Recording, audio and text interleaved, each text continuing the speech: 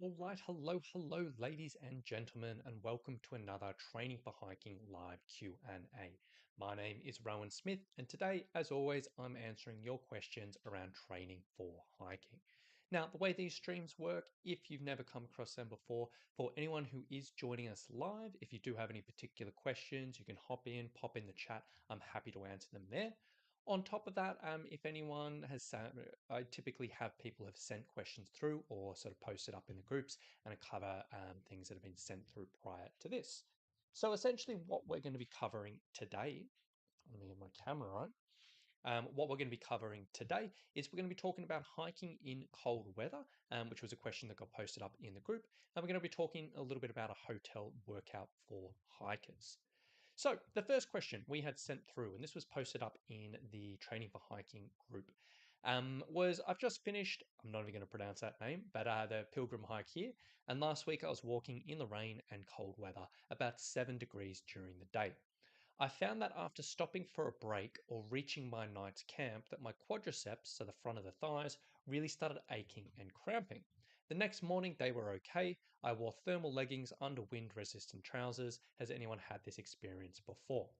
So, yeah, this is definitely not an uncommon situation that a lot of people find when it comes into cold weather hiking, because the cold can just make things achy and sore and tighten up. Very, very, very common. So, there's probably a bunch of different things you can look at in this type of situation. But one thing that I have seen to have good effect in the past is using sports compression tights.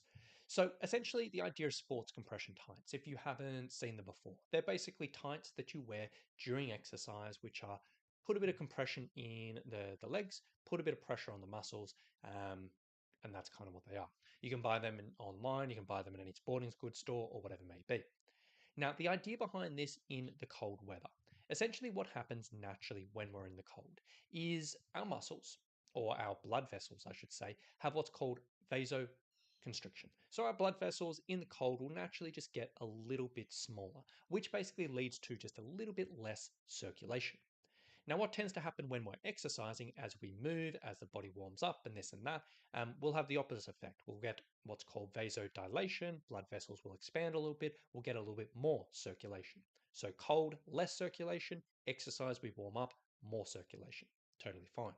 What tends to happen is when we are stopping in the cold, so say we're on a hike where there's lots of stops, if we have lunch, if we have a break, if we're taking photos or whatever it may be, essentially we'll stop exercising, so therefore our circulation will probably go down a little bit.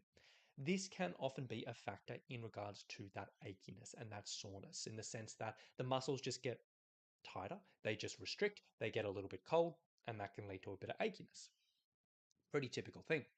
Now, where the idea of these sports compression tights come in is sports compression tights. What they can do is they can aid circulation when we're not particularly moving. So when we're exercising, we will already have lots and lots of circulation. That's not going to make a massive difference during that. But it's more of a case of when we stop and their body settles and the temperature settles, the sports compression tights can keep a little bit more circulation going. So I'll often recommend this for people to use after a day's hiking. So when they're in recovery mode, because it helps circulation, helps us feel a bit better. But it can be quite useful in this cold environment when we're doing lots and lots of stops and can keep things just ticking over just a little bit more when we're not actually moving in the cold. So I have seen this used to good effect with a lot of people in the past. Um, and in theory, this can be really, really good. And it has worked for a lot of people in different situations. However, I will be really, really clear. This is my advice coming from an Australian. This is my advice coming from someone who, even in cold weather, it isn't super freezing cold. And for me, even my cold weather hikes, I've never really hiked in thermals to that level of cold. Thermals at night or whatever it may be. So practicality, this may not be super practical in some environments. So you got to ask the question if you're going to be in this type of environment, if you do need to wear thermals to keep yourself at a good temperature, is this going to work with thermals? I have no idea. I've never tested that myself. Practically, maybe, maybe not. On top of that, the practicality of like going to the toilet in the cold, because I know some thermals will have easy access to actually get to go to the toilet. Compression tights, they are very, very tight and they can be a little bit awkward. So is this going to be practical in that type of situation? You'll have to ask yourself that question. Now, if you are getting these and are going down this route, one thing to be clear about is what I'm talking about today is sports compression tights. So they're the things you go down the local sporting goods store and you buy them to use during exercise. These things are designed to be done to be worn during exercise, to be worn for long periods. I'm not really talking about like hospital grade compression tights, things that are like really, really crazy levels of tightness because they may not be appropriate for exercise, they may not be appropriate to wear for a huge amount of time, or whatever it may be. So we're talking about sports compression tights. So you can go online, go to a local sporting goods store. Um, there's a million and one brands out there. They all do pretty much the same. I would typically recommend if you do have the access to go down a local store and test these out because they can feel a little bit weird. So just see if you can get something that does fit for you. So there's an idea that you could potentially look at. Now, other ideas, if you were looking at cramping and there was a bit of cramping in that break or at the end of the day, beyond that, other ideas to kind of have a think about here is hydration and electrolytes. Because purely for the fact, particularly in cold weather hiking, we can often just get a little bit out of whack with our hydration. Because even in the cold, and especially if we are wearing pretty heavy clothes, when we're exercising, we are going to be sweating. We may not notice it a huge amount, but we will be sweating. On top of that, in the cold weather environment, our thirst reflex typically will go down. It will often happen. So we may fall into the situation where maybe we are just not drinking enough water. It's cold, we're not really thinking about it, so we are a bit dehydrated, and dehydration can lead to muscle cramps. So that could be a factor. Alternatively, some people will also go through the trap of where they're like, okay, actually, I'm remembering to drink water during this environment, which is great. So maybe we're not dehydrated, but all I am doing is drinking water. And what it tends to happen anytime hiking, hot weather hiking, cold weather hiking, whatever it may be, typically when we sweat out, we will sweat out water, but we also do sweat out electrolytes. And what can happen is if we are just drinking water, that's great. But if we're drinking water and sweating out electrolytes, this can lead to a little bit of imbalance in regards to electrolytes, which it's its most lowest level can lead to early fatigue, can lead to a little bit of cramping. At a bit more serious level, it can be, a very serious thing. So even on cold weather hikes, I typically recommend hikers still have electrolytes because it's still going to be beneficial for endurance performance, going to help with the hydration and minimize the risk of this, what's called overhydration, and help with cramping. So a few ideas in there may be useful. As I said, sports compression stuff could be a potentially good thing to look into. Practicality, I don't know about your specific situation, but hopefully that helps. And then just definitely consider around about your hydration and electrolytes. And then the final thing as well, is there any type of achiness or cramping that often can be also be a sign beyond the cold, beyond hydration, beyond electrolytes of just a mismatch in physical preparation in the sense that if the quads are getting overly tired and overly fatigued, this can lead to that achiness and cramping. So have a think about, okay, did you feel like you were well prepared for this hike? If so, cool, maybe one of these other areas. Alternatively, did you feel like the legs were getting really, really tired and getting really fatigued? If so, then maybe you want to consider a little bit of a change for your preparations next time around. So hopefully that gives you a few ideas there and a little bit thing to think. So next up, let's talk about a hotel room workout for hikers.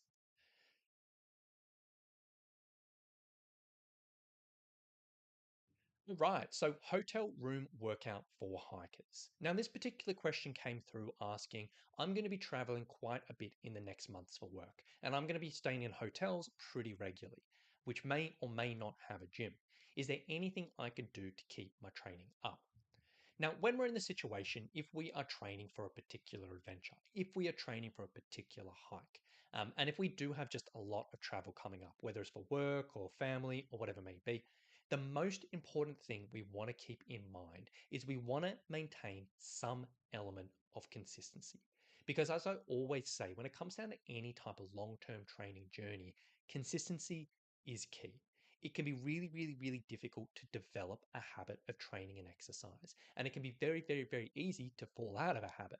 So, over a long term thing, even if we're just doing small amounts of training, as long as we can be consistent, it goes a long, long way. Now, if you are going through a period of quite a bit of travel, it may not be realistic for you to be able to do huge amount of training and keep up your normal training routine or whatever it may be. But what we want to keep in mind is we still want to be doing something. that you can maintain the strength and fitness that you've been developing and maintain everything you've been working hard on and also maintain your exercise habit. Because the mistake I've seen from so many people over the past when they go through these periods is they end up just doing nothing. They fall out of their routine, they fall out of their habit. And when their life actually gets a little bit more settled, a little bit more back to normal, it's just really hard to get back into things. So we want to maintain that habit as well. Now, when we're looking at this type of stuff, a lot of people, when they're looking at workouts while traveling in hotels or whatever it may be, is they just plan too big. They plan these like workouts that they think, okay, I'm just going to keep my normal routine or I'm going to fit in all of this stuff. And they have these really, really, really good intentions. And this can be all well and good if you're in a hotel with a good gym. You've got lots of equipment access, fantastic. It can be all well and good if you've got lots of energy, lots of time.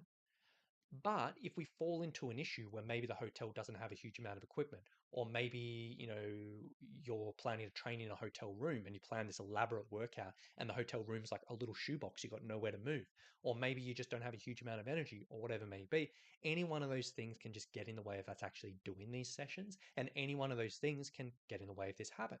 And if we miss one session, then miss another, this can really have a carryover effect and just snowball into you completely getting out of the routine. I've seen this happen so many times. So, to combat this, what you want to go in mind with is you want to think about creating a routine in which you can do in any situation, regardless of what the hotel's like, whether it has a gym or not, whether you've got lots of room in your room or minimal room, whether it's like hot or cold or whatever it may be, and something that you can do every single time you're away and every single week. Because if you end up having the opportunity to do more and there's a well nice gym and you can do extra training, whatever it may be, fantastic. Treat that as a bonus. But if not, if you're in that worst case scenario, you're still hitting that baseline. And that can be such a positive thing for your routine, for your positivity, and just your consistency over time. Now, on top of that, what we want to make sure is okay, yes, consistency is key, a routine is key, but we also want to make sure we're making the best use of this time. Because a lot of people say, hey, I'm just going to do a few squats, a few lunges, and that's better than nothing. But if you are training for a particular adventure, you want to still make sure you are giving the body the stimulus it deserves. You are challenging the body throughout the entire body so we're preparing ourselves best for the trail. Now, there are a million and one different ways of going about this, but I'm going to talk you through a really, really, really simple routine, which can work out pretty well. All you need for this is just like a mini band or a TheraBand, which you can just keep in your travel pack. It'll cost you like $10 to buy. Very, very simple. Now, the workout itself, very, very simple. All you're going to do, just warm up with a few stretches. Just do whatever you want, get a little bit of blood moving. Exercise number one, we're going to do a single leg glute bridge. So a single leg glute bridge, if you haven't seen it before, very, very simple. Lying on your back, one leg in the air, pushing the hips up to the sky, pause for 1 to 2 seconds, coming down. Very, very, very simple. Work through this. If this is a little bit too much for you and you're like, hey, this is too difficult, just do 2 legs at a time instead of the single leg. But basically, we're going to start with that, do about 8 to 15 reps. And 8 to 15 reps is very variable just because everyone will be different levels of strength, but whatever's going to be a challenge for you.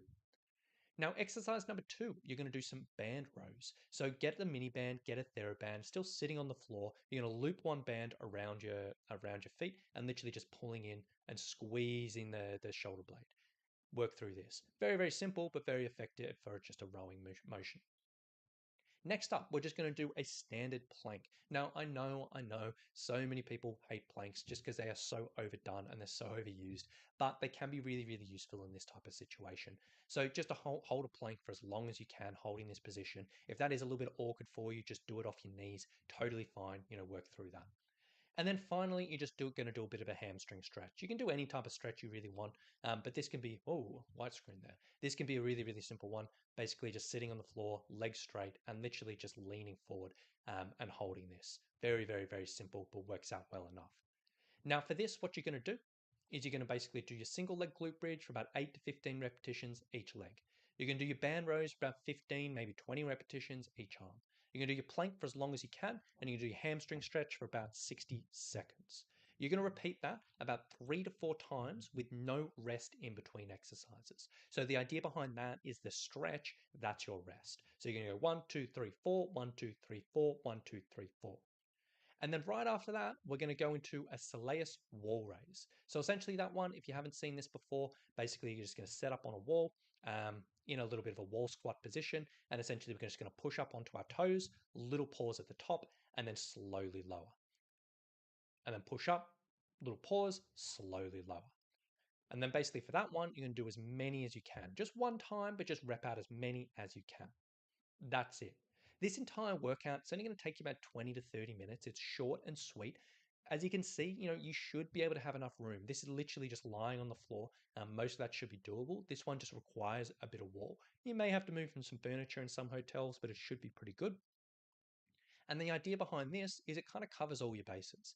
The glute bridge is going to work your glutes and your hamstrings. Fantastic. The band rows is going to work your upper back, a little bit of the biceps. The plank is going to work your core, maybe a little bit of shoulder stimulus. It's not really going to improve the strength of your shoulders, but give a little bit of stimulus there. The hamstring stretch is going to be a little bit of hamstring mobility, which is great. And then the soleus wall raise is going to work a little bit of the quads because we're in that wall sit position, and it's going to work a bit of the calves, specifically the soleus, lower part of the calves. As you can see, we kind of cover quite a few bases, and this works out pretty well. It's very, very flexible. It's very, very adjustable. You can kind of put this into action wherever you want. So if you were looking for a bit of a hotel room workout, that type of thing can work really well.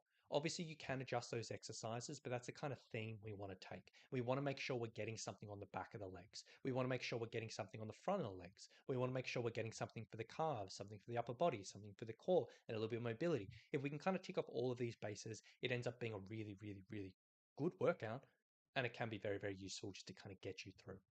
So if you are going through a bit of a period where you do have a lot of travel and you are looking for a hotel room workout, give that a go or follow that type of routine, and I think it should serve you pretty well. So, with that being said, that is that, and that will probably do me for today. It doesn't look like any other questions have come through, which is totally fine. And yeah, that's all I've had prepped for today. So, with that being said, if anyone does have any questions in the future, which they would like covered, feel free to flick them over, post them up in the group. Let me know. I'm always happy to cover these things. But aside from that, for anyone watching the future, hope you've enjoyed this. Hope